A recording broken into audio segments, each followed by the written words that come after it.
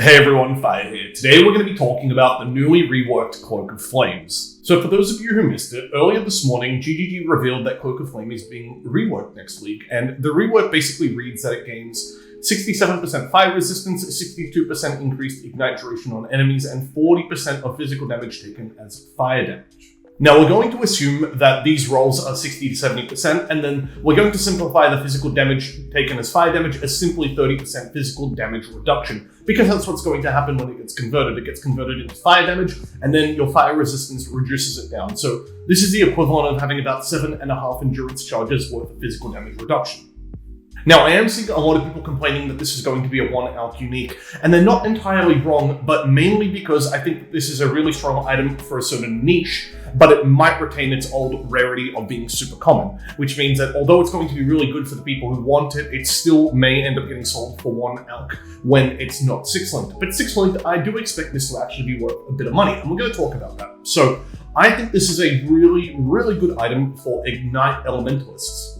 Now, the Elementalist has elemental damage mitigation, but nothing for Fizz, and this item provides physical mitigation, which makes Elementalist a little more well-rounded defensively. However, because it's converting the physical damage into fire, Elementalists are actually able to leverage their Elemental Shield in order to further mitigate that physical damage. It means that the Elemental Aegis that the Elementalist gets is going to just apply to all damage types, pretty much except for Chaos damage, and this makes it a very, very effective defensive ascendancy all of a sudden. Now, there are two really interesting offensive mechanics at play here that are being buffed by Cloak of Flame's Ignite duration. So the first off is that Ignite-based Elementalists use Convergence. Convergence is a 30% more damage buff that has a 50% uptime. Now, if you stack a lot of increased Ignite duration, you're going to basically be able to apply Ignites that are being buffed by Convergence that will last the entire period that Convergence is not active. Meaning that Ignite duration, in this case, is directly buffing DPS by making sure that the strongest Ignite on the target is always being buffed. Now, Shaper of Flames counts all damage as fire damage for the purpose of Ignite, which means a lot of Ignite-based Elementalists also use Lightning damage. Lightning damage is very large damage rolls. It can, in some cases, deal literally almost no damage, but it also has higher max rolls than all the other elements. And this is really interesting when Ignite comes into play, because Ignite is only counting the strongest Ignites. So if you use a lightning-based skill, or just add lightning damage to an Ignite, and in some cases it rolls 1, and in some cases it rolls 100, the Ignite's are only going to count the roll of 100.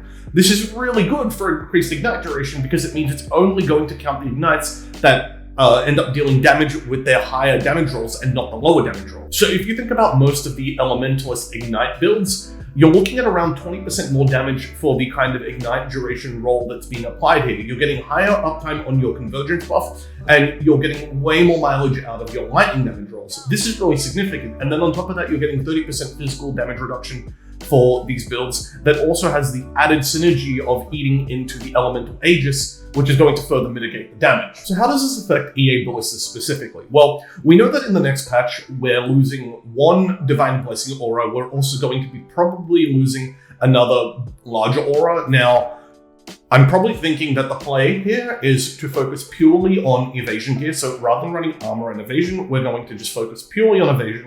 You probably drop Determination and replace it with Flesh and Stone to make up for the removal of the Mana Reservation Efficiency Mastery. You're going to replace the Defiance Banner with Dread Banner to gain extra synergy with your Blind. And then you're probably going to replace Molten Shell with Enduring Composure and a Mortal Core cost when damage taken.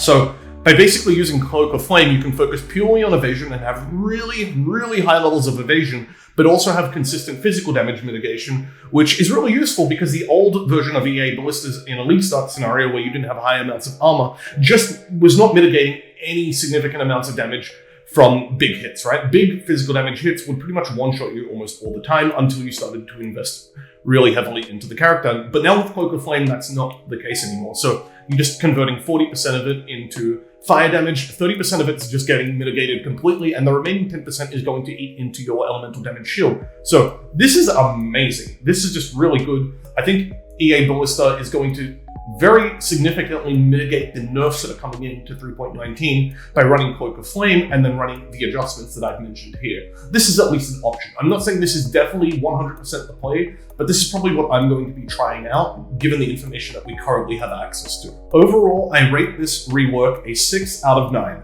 It's a very powerful item for how common it is. It's very powerful within the niche of being really good for Ignite-based elementalists, but it does have some pretty significant downsides that we just can't overlook. It doesn't have any maximum life. It doesn't have armor or evasion as its base defense. And on top of all that, it's going to be very hard to get the appropriate socket colors, given that it's primarily blue. So you're going to want to be running a bunch of red and green sockets, and that's going to be hard to do on a 6-link. If this is a taste of what's to come, I think we have a lot to look forward to. 100 uniques being buffed to this extent makes up significantly for a very lackluster manifesto that, let's be honest, pretty much none of us enjoyed. If you like this video, give me a like, comment, and subscribe, and I'll see you guys when the next reveal gets dropped.